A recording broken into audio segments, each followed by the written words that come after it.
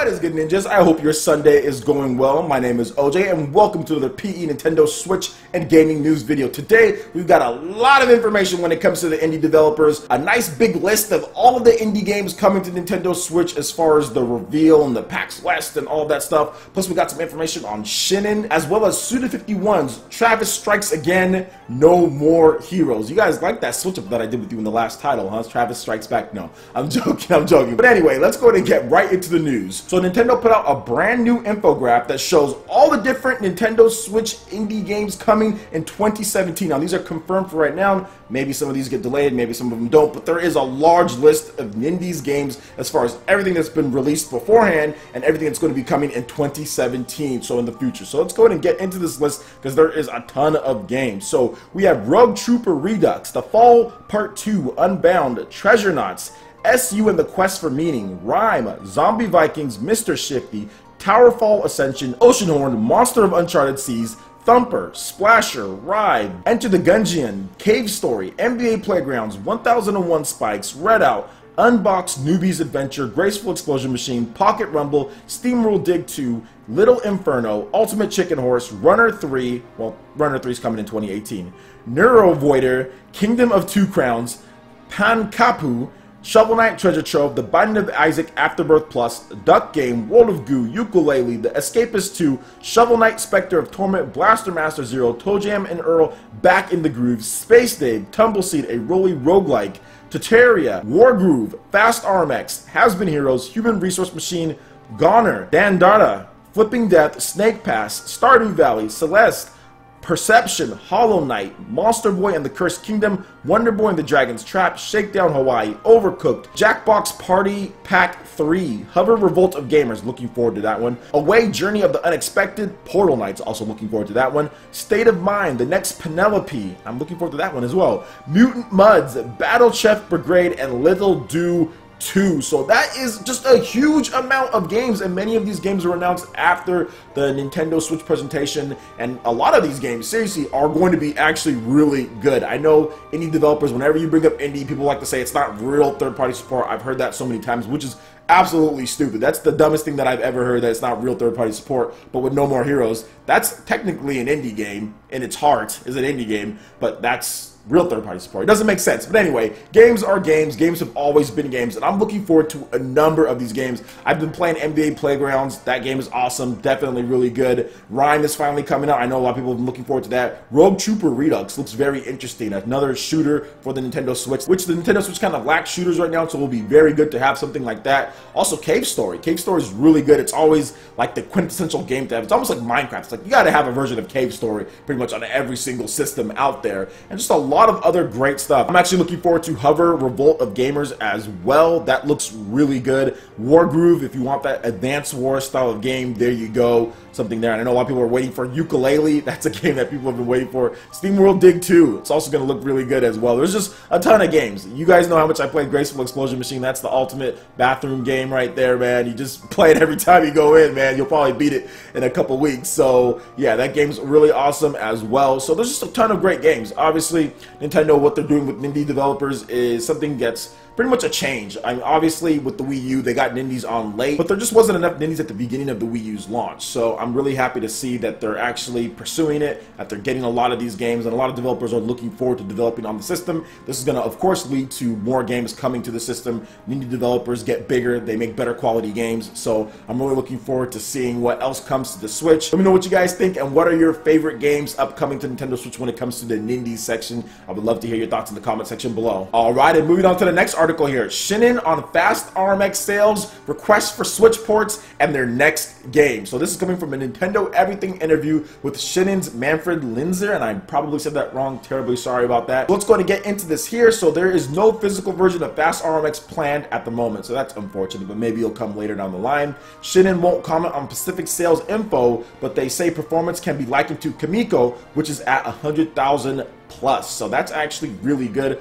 100,000 plus for Shin'en at 20 bucks a pop on the eShop. Yeah, that's over $2 million. That's still really good for Shin'en, especially for the size of the team. I think they're around 3 to 4 people. Quality of the game is good, so really like to hear that they are making some nice money. It's dope if they sold that much on the Nintendo Switch eShop. Now moving on, Shin'en gets asked a lot for an Art of Balance port to Nintendo Switch, but didn't confirm anything, which is interesting. I haven't really seen people talk about that, but hey, it is what it is. They currently have nothing to announce when it comes to Jet Rocket. Shin'en was working on another Switch project even before Fast RMX, and now this one's the big one here. Shin'en says that it's quite different to anything we have done before. Stay tuned. So what has Shin'en done before? Because that's really interesting.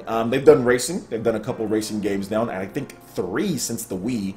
They had that one racing game, and they had the spiritual successor to Fast, and they had this one, so they've done 3. They've done Jet Rocket, which is like a action platformer type of game. They've done Art of Balance, which is like a puzzle type of game. So I'm thinking the only logical direction to go into is an action RPG, is an RPG in general. So I'm thinking it's going to be something like that, because I think Shin'en makes such high quality games. I would love to see their take on some form of action RPG or some form of game that has a little bit more depth than what they usually do outside of the racing and platforming. So what do you guys think Shin'en is working on next? I would love to hear what you guys have to say on the matter. Alright, and moving on to the last article here, we're going to talk once again about Travis Strikes Again, No More Heroes for the Nintendo Switch. Suda51 has been doing a lot of interviews with multiple different outlets, and he kind of gets a little bit more information from each one. So let's go and get into some of the questions and answers. This is coming from Game Informer. One thing that was surprising in the reveal during the Nindies video was that it doesn't seem like it's a traditional No More Heroes gameplay. The focus is more on retro games. Can you explain further how the gameplay works? The No More Heroes franchise has typically been that Travis is an assassin and he's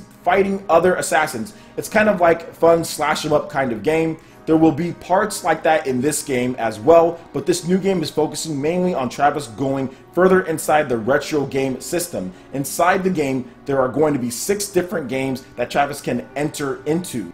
As you said, they're kind of like retro style games. Each of those kind of retro style games has its own set of rules, and I wanted to focus on how Travis would interact with the individual rules and the individual vibe from each game. So this time the gameplay is going to be based on those 6 individual games and how Travis fights through those and how he's able to get through them. So there's going to be a mix of slashing and fighting in those worlds in terms of third-person combat and the retro games, which this time they're just kind of surrounding it in that world. They're not really necessarily saying, okay, well, you go to some place and you play them. Like, for example, No More Heroes 2, which was all about. It was like you go and you slash people up in like boss battles, and then you go play retro games in order to get more money so you can buy more gear. This time they're kind of putting it inside those worlds, and they're bringing in the retro focus a little bit more, but it's still going to have that traditional 3D gameplay, because he said, hey, you're going to be able to do the same thing. They're just having a nice little focus on what they're doing there with the retro style games too. So I think it's going to be fun. The retro games that were in No More Heroes 2 were actually really fun and cool, and I think this one's going to even be better because they're making it a little bit more of like involved as far as that goes, but it's still going to be built on the Unreal Engine 4. You're still going to have that classic Travis touchdown gameplay. So I'm excited to see what they have to offer. This looks like it's going to be an innovative and crazy type of experience, and anybody who's played No More Heroes 2 knows about innovative and crazy type of experiences. I also wanted to briefly touch on the reason why, as far as the game was revealed without No More Heroes in the title back in January. So Game Informer asked him that, and I thought that was pretty interesting. So let's get into this question and answer. So what was the reason behind having the game introduced without the No More Heroes name? Quote, for the Switch event, I spoke a lot with Nintendo beforehand and worked out how we should announce it and what exactly I wanted to announce. So I decided that first, we didn't want to say this is a No More Heroes game. We wanted to put the spotlight on the fact that Travis is coming back. This is a Travis game. Just think about that for now.